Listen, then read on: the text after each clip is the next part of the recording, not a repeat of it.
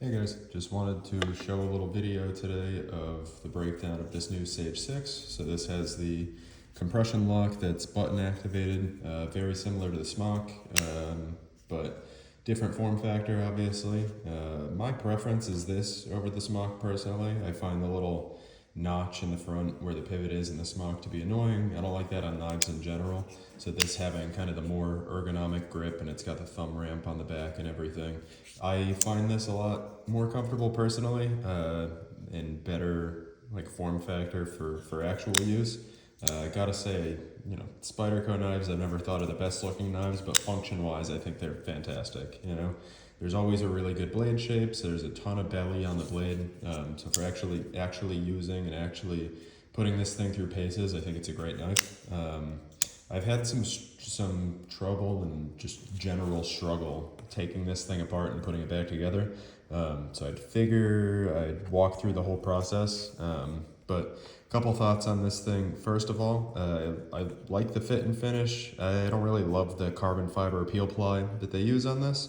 I don't know if they have other scale options available yet, whether you can get those through like AWT, if you can get them through other companies. But I mean, grip wise, these are fine. They're perfectly acceptable. They're just not my favorite from a looks perspective in general. Lanyard tube has a really nice fitment in here, which is great. This is different from the Spyderco Smock design. So it's a different size, even though it looks really similar. You have the standard Spyderco hardware for the pivot and the body screws. You have the ambidextrous carry for the clip. So you have the right side carry that I have right here. And then on the button side, you have the left side carry. The button is a little bit proud here. This does come shipped with the second detent installed, just like the Smock did, where if you press the button, it wouldn't swing out. I've pulled that out because I find that I don't like the action when you have that extra ball bearing on there riding against the blade tang the entire time. But I mean, it's fine if you need to keep it that way legally, but I prefer being able to use it like this. And then if you want to, you can kind of flick it open with the button too, which I like. So button wise, I think this is a huge improvement over the Smock, probably one of the biggest things other than the overall knife shape for me. You can see the fitment around there, if I can get it to focus, is super clean and it's super tight. Something I don't like about the Smock is you have this big clearance hole, and that's due to the button shape in general. So you can see this button size here is about 6 millimeters, and then it narrows down to probably something like 3 millimeters. So you have this top hat shape, and what happens is when you open the knife, this kind of top hat swings out, and you can imagine if this was full thickness, it would be colliding with this bottom little wall on this hole. But because this is top hat shaped, you have enough clearance in the liner and in the scale so that way this button doesn't hit. So I think that's a really good design. It's definitely significantly better from a looks perspective, I think. I like that this is kind of a just continuous wall and there's not this big hole interrupted where you can see gaps and everything in between. I find that disassembling this button out of here is kind of a pain compared to the Smock, but I might just be unfamiliar with the Sage series in general. I haven't had like anything Sage 1 through 5, so this is the first Sage that I've gotten, so that's that. But as far as the disassembly goes, I want to say this was all T6 hardware, so let me double check on that.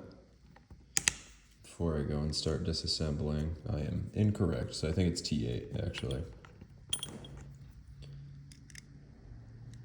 Yeah, so it's T8.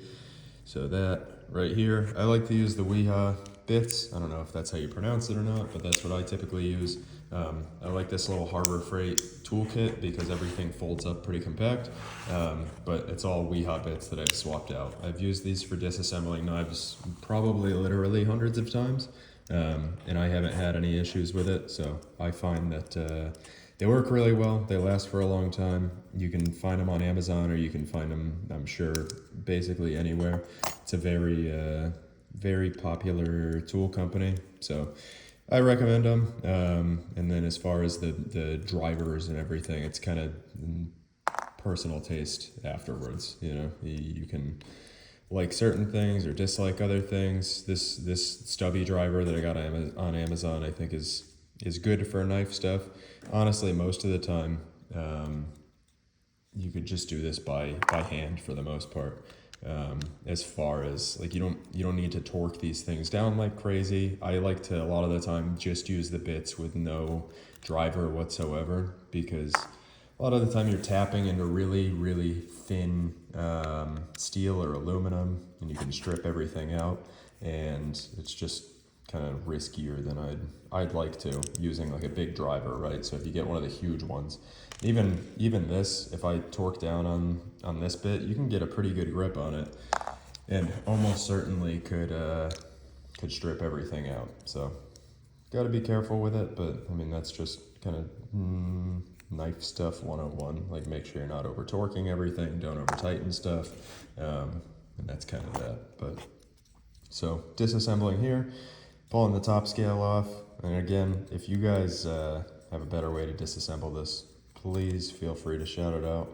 I'm by no means an expert on the Sage and how to disassemble these. So coming off, you can see we have some lightning holes. These are steel liners, so it would be, you know, a good amount of extra weight if you didn't have those holes poked in there. You can see we have D-shaped standoffs in the back, so both of these are indexed, which personally I think is a good design. That way you're not trying to spin it and they're getting held in place, or that you're not spinning them around. So that way they're rigidly kind of held in on one side, and you're not just fighting gravity across the entire way. So here's one of my main complaints about this. This hole right here, and I understand why it's this way, the button can't slip through. So you need to take the back scale off before you can remove this top scale, if you want to remove the top scale in the first place. We have, similar to the smock, this stop pin right here. So got to keep track of that, but the stop pin goes in there. You'll see where that interfaces with the blade, and just prevents the knife from over rotating.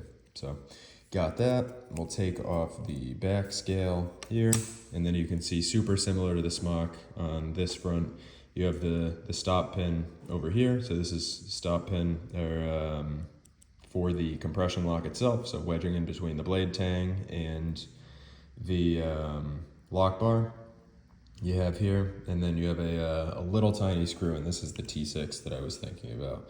So that is how that button is held on. And hopefully I didn't over tighten this the last time I put it on. We'll see. Yeah, there we go.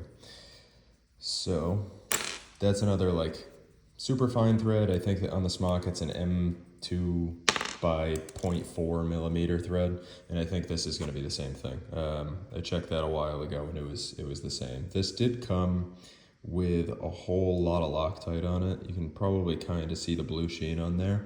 I actually had to hold the button in place with a pair of pliers in order to remove that button. So I guess if you're disassembling for the first time, keep an eye out on that. I'd say be careful with it, and make sure that you're hopefully I didn't just lose anything.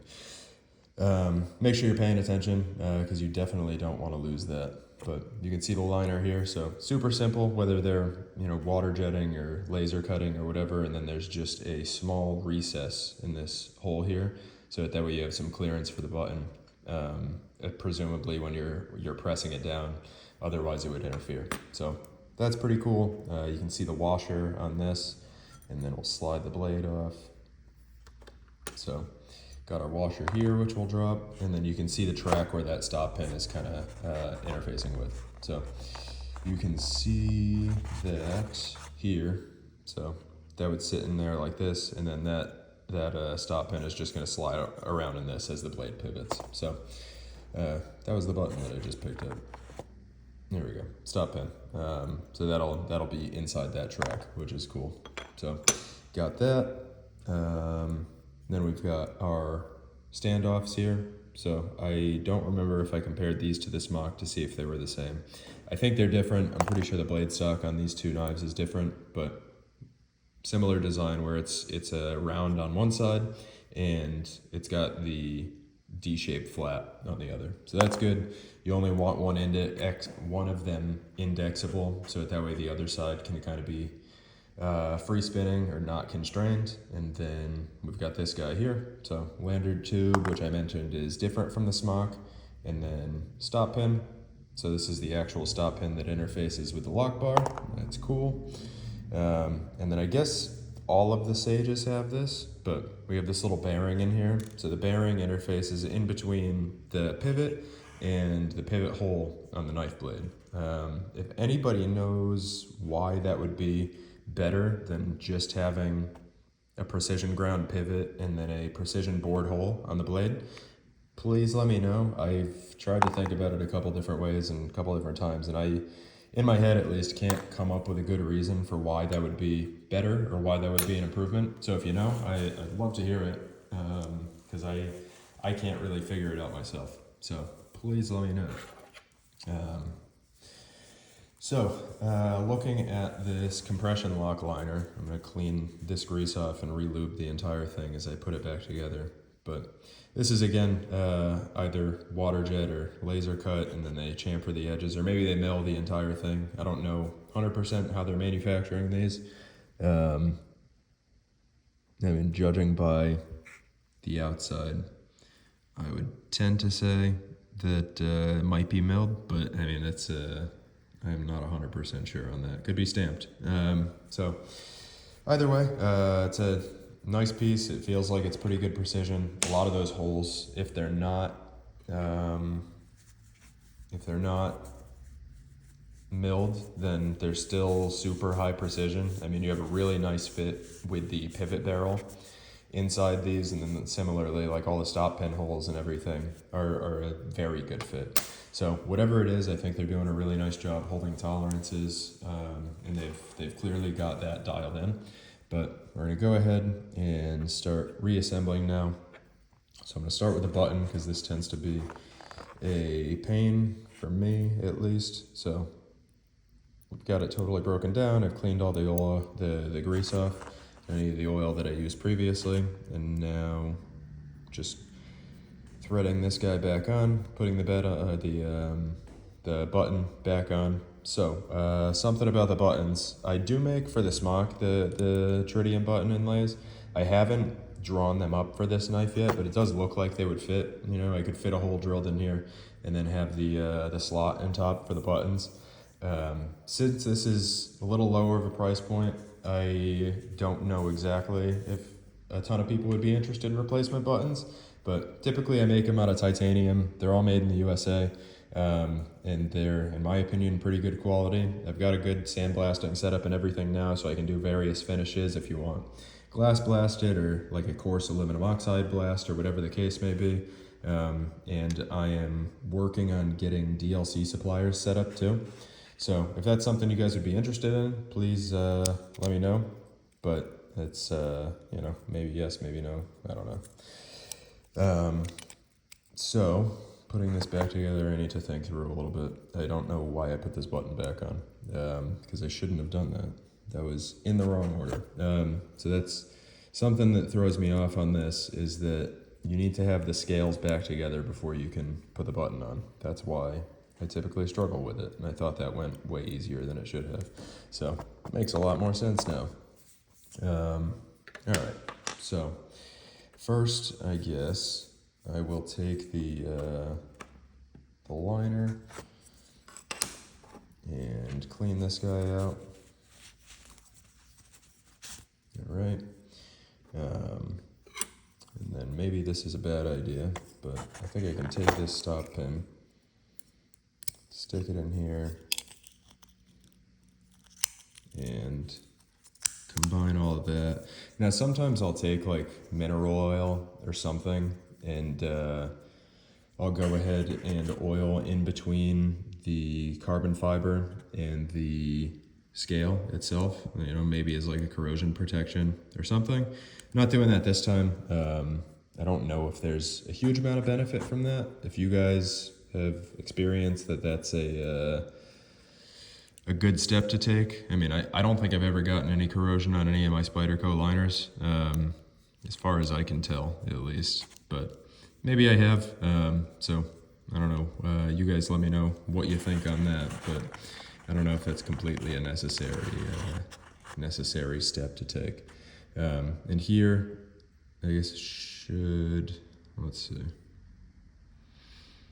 I actually don't see, there it is. I'm having trouble seeing the little flat spot in this hole, so I was kind of thrown off for a second of how I need to line that up, but figured it out. Oh, big boy, I got that. So, and this is the clip side, so I want the clip side screw. All right, it is not the clip side. I am all over the place today. Yeah, it throws me off. I am generally used to knives that only have clip holes on one side. I carry right-handed, so it's gonna be on the other side because this is the side with the buttonhole. So that is where that needs to be. Okay, and now we will take the pivot barrel, if I can find it, clean this guy off, and we'll see if these bushings just slide over. They do. So I can go ahead and put the pivot barrel in here, fasten it. Let's see, is this D-shaped? No, the other liner is D-shaped. So where is the flat spot here? Oh no, that one is D-shaped. I've got it. We're figuring it out. Yeah, whatever direction I'm doing this in this time, it's going much better than how I did it the last time I disassembled. I think last time what I tried to do was, it didn't make any sense, but was trying to disassemble like the skeleton of it first with just the liners and then trying to put the scale on. Turns out that was a pretty dumb idea. So I guess if you're doing this for the first time, don't be like I was the first time, and I guess maybe follow how I'm doing it. I guess we'll see how this turns out in a couple minutes.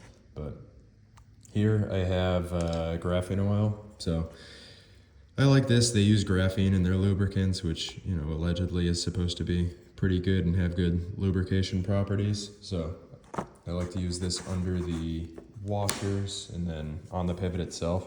And they sell a couple different weights. I have an OTF weight, I have a KPL weight, and I have a thin weight. I find the thin is really good for almost everything.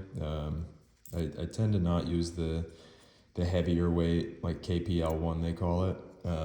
But it is good, and I've definitely used it before. It's just not necessarily something I reach for every time. So, but it does work, and I've had good luck with it. So I've got that on. Now I'm gonna slip the bushing on here, give that a couple turns, and then we're gonna oil the outside of the bushing. Just a dab on there, and then another dab on the inside surface of the washer. Take the blade and pop it back on. Okay, make sure we're sitting all the way down. So making sure that that stop pin is like seated in the right spot and I'm not just kind of floating precariously above there.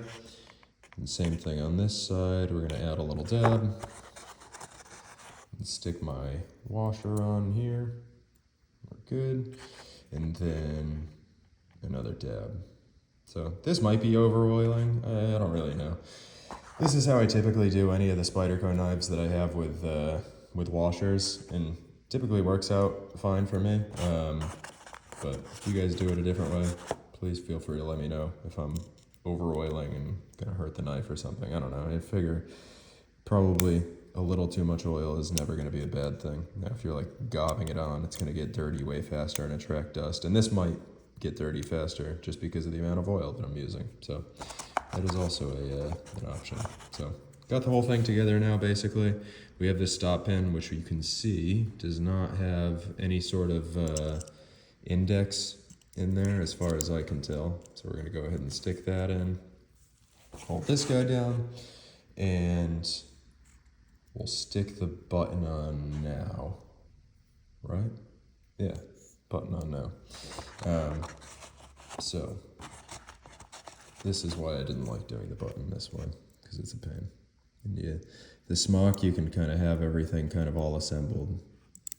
I guess technically I could put the pivot screw in as like a hold it in place and do the thing, but you know. Okay, so I think I've got that thread started. So we're gonna push that guy all the way down. And then I'm just gonna use the T6 here by hand. I'm not gonna tighten this down like crazy. Doesn't need to be super tight, it just needs to be there. See if I can get that in a locked position so the button sticks out a little bit further on this side. And that's that. So that feels good and tight. Now, knife is in the locked open position.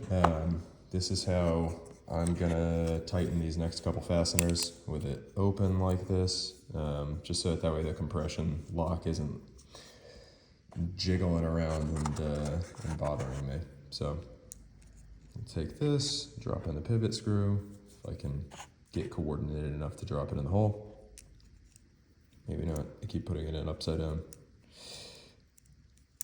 Okay, so yeah, I mean, overall thoughts on this knife, I like it a lot. It's the S30V from Spyderco, which I have not sharpened yet, but typically I tend to like the S30V after the first sharpening. I find it's kind of lackluster until you sharpen it once or twice. It might be something to do with machine sharpening at Spyderco. Maybe they're getting it a little too hot. And then I don't like to use technical terms like they're burning the edges. I don't know how hot they're getting the edge on these knives, but there is potential that machine grinding these, they're getting them a little hotter than desirable, and it messes with the structure of the or the microstructure of the steel.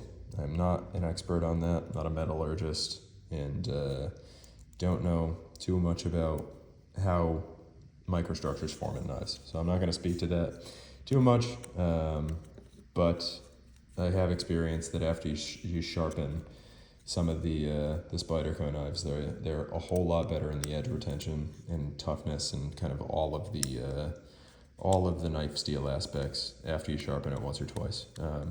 So that's all I can say from personal experience, and it looks like I didn't properly seat that clip. But overall, I mean, I really like the knife. I love the wire clips. I don't know, I know most people these days really like milled clips, and I don't know. Personally, I think wire clips and the like Lynch style sheet metal deep carry clips are the best. Those are my favorite. I mean, you guys might disagree. Maybe you like something else. Maybe you like milled clips. And if you do, then I'm happy for you, because that seems to be a huge thing now. But I can't stand them. I think they're horrible. So if that's your taste, then I think that's great. And if it's not, then, you know, there's other options out there for most knives. So for this one, I know like you can get a Lynch clip that you could probably get a milled one that fits with this wire slot, or you can also get one that's the bent sheet metal, so you don't have like a wire clip look. But I think the wire clips are great. I like them a lot. And, you know, and I'm sure enough people do that they'll keep using them on knives. And I don't feel bad if I need to replace it or whatever. Like, it's a super cheap, just bent piece of steel, and it doesn't really matter if you mess it up. So that's my disassembly and reassembly here. Like I was saying, I really like the knife. Function-wise, it's an awesome shape. Fits really well in my hand, at least. So I think it's pretty good. The action's really nice. Something I never really liked about the smock is you have the awkward flipper tab in the back. And like, it looks good, but it just doesn't work as good as the ones that are on the actual back of the knife. For me, at least. I mean, maybe you guys have a different opinion, but I think this is great, and it's got the same just Spyderco flick that everyone's used to, which I think is kind of lacking on the smock. I don't think it flicks open with the same authority or the same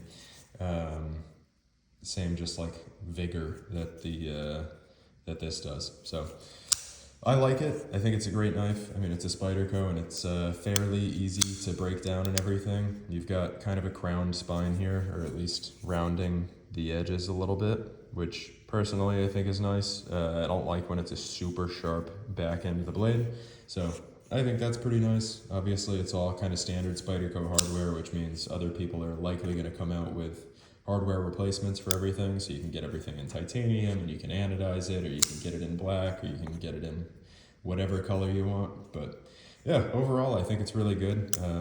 So once there's some more aftermarket stuff, I'm sure you'll be able to kind of pimp these things out however you want and customize it to your heart's content. So overall, I think it's a really solid knife, and hopefully they stick around with it. The compression lock one is probably super nice too, but I really like the button locks. So the button lock compression lock I think is a great combo, and it's super user friendly, super easy to use, and it's nice and compact, and I think it's super nice. So if you're interested, I can give you maybe more details on this. I think I broke it down pretty good, but let me know if you got any questions, and we'll talk to you guys next time.